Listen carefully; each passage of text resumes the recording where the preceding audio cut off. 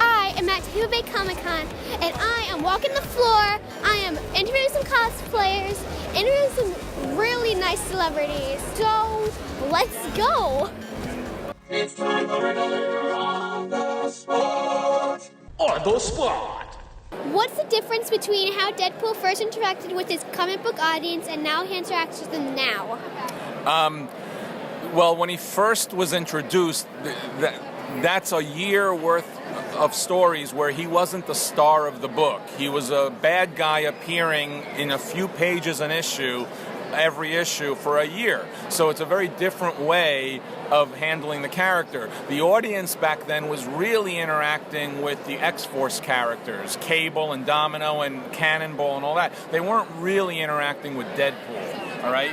Because he wasn't a star yet, okay? So by the time his first limited series that I did, and then his second limited series that another creative team did, that's when the character starts to have more of a relationship with the audience, because now they're the star of their own book, and you're specifically and purposefully getting it for that character, okay? So the interaction back then was really letters. We got mail, and the readers would tell us what they liked or they didn't like from the mail. There was no social media back then. There were very, very little message boards back then, okay? Dinosaurs would roam the earth, and we would ride them to work on their backs. That's how we commuted to work back then. I had a Triceratops myself. So by the time social media kicked in, it creates a very, very different relationship, all right? Deadpool's popularity really happened not because of anything that was happening in the comics as much as what was happening in social media. So cosplayers dancing around at a convention, making fun of people and videotaping themselves and putting that on YouTube, that's where it really started to percolate. And that was around 2011, okay? Those videos were getting 40,000 hits, 100,000 hits, 1 million hits. The comics are only selling 35, 40,000 copies. So clearly, the audience following them on social media is not the same as the audience following them in the comic. It's a broader, wider audience. It's an entire generation that started around age 10, 11, 12, 13, and now followed him to his movies when they were 19, 20, 21, and that's really kind of the cycle that we've seen in the last 10 years. How do you see Deadpool interacting with the MCU now that Disney is about to make their purchase on Fox official soon? I have no idea, honestly, if I even think it's a good idea to have Deadpool interact with the mainstream Marvel Cinematic Universe. I really don't know. I will let others make that decision and that determination, because I honestly think if I was Kevin Feige or if I was the head of Marvel Studios, I would prefer to keep Deadpool kind of in his own separate little corner. I think he's always worked better that way. The times I've written him, he was actually in a little corner of the Marvel Universe that very few people were paying attention to, and that's where I think he works best. I think in many ways it diminishes the other characters that he engages with, because they automatically have to become fools. They automatically have to become lesser than, because Deadpool has to make fun of them, right? Or Deadpool has to do something that makes them look sillier or stupid or dumber in order for Deadpool to be Deadpool. And I don't want to see that happen to Captain America or to Thor or whatever, because I think those characters are established in the way they are, and I think they work really, really well. So my answer is I'd prefer not to see them engage that much at all. Keep it to his own little weird X universe. Yeah, because I would not like to see Deadpool make fun of Hulk, and then Hulk smashes him. That would not be very good for the Marvel Universe. I think Deadpool would be stupid enough to make fun of Hulk just so that Hulk would smash him, because he's curious to see what's going to happen. And that's how dumb Deadpool is. Even though they are much different now, do you get deterred from any old comparisons between Deadpool and Deathstroke and the way they originally came about? I tend to get nothing but furious when people are under the false impression that Deadpool was ever intended to be a copy of Deathstroke or a parody of Deathstroke, because the actual reality, the truth is that he was not. He was never a copy of Deathstroke. He was actually influenced far more by Spider-Man than he was by Deathstroke. And I know this because the very first time that Rob Liefeld talked to me on the phone as we went through the new characters that were going to be introduced in New Mutants 98, and we're on the phone and I got character designs for each of the 3 new characters, Rob described Deadpool to me as Spider-Man meets Punisher. He didn't describe him to me as Deathstroke meets Aunt May. He didn't describe him to me as Deathstroke meets Power Pack. He described him to me as Spider-Man meets Punisher. My response on the phone to him was, and a little bit of George too. That meant an artist named George Perez, who had designed Deathstroke, but 9 months before designing Deathstroke, he had also designed a character for Marvel named Taskmaster in the same year.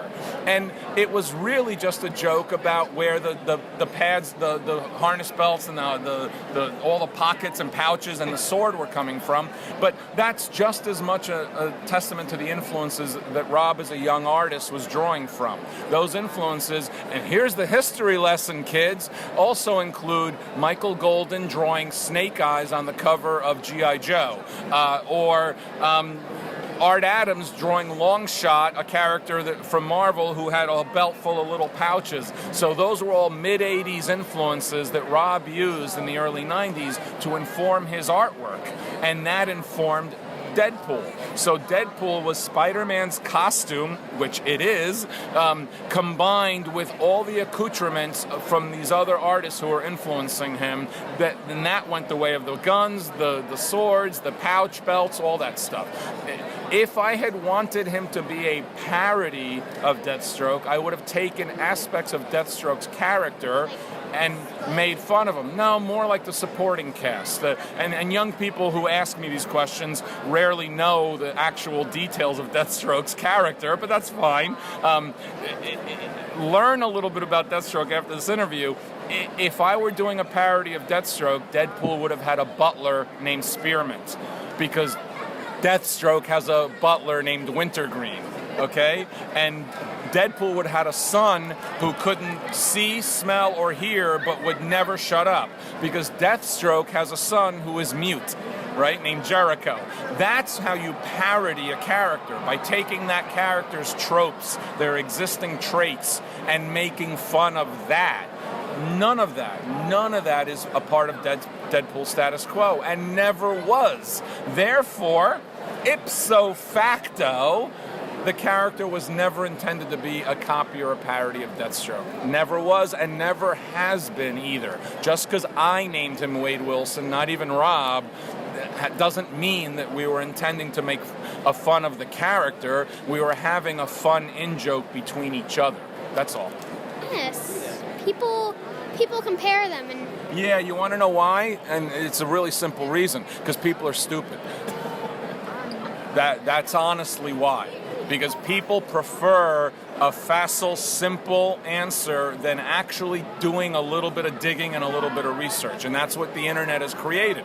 An entire generation and population of people who want to skim a stone across the surface of a pond and pretend that they went deep-sea scuba diving. how do you feel about the Teen Titans Go movie bringing up Slade and Wade? That's part of the fun. That's part of having fun.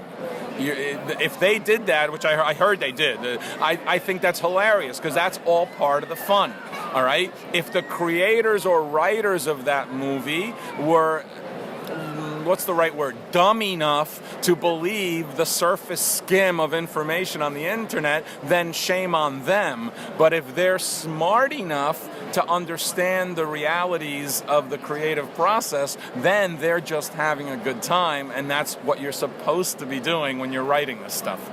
In San Diego, Joe Manganiello told me Deathstroke, of course. But who wins in a fight if ever two shall meet, and how? Who would win in a fight, Deathstroke or Deadpool? No video. I'm telling you no. Deathstroke was the original. You said Deathstroke, right? Did I watch the Deathstroke's been around longer, so I don't know. It'd be a good fight though. We should have it.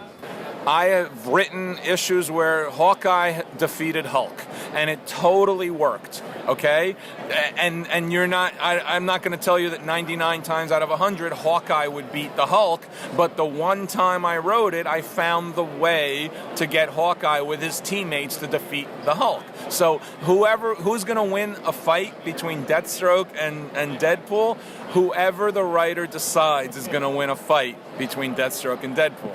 Well, what do you decide? Oh, Deadpool's going to win totally, no problem. No problem. Because, you can chop Deadpool's arm off and he's still going to keep fighting. You chop Deathstroke's arm off, he's going to cry like a baby. Boop. Well, see you guys next time. Make sure you smash the subscribe button, like button, and share with all your friends. Bye!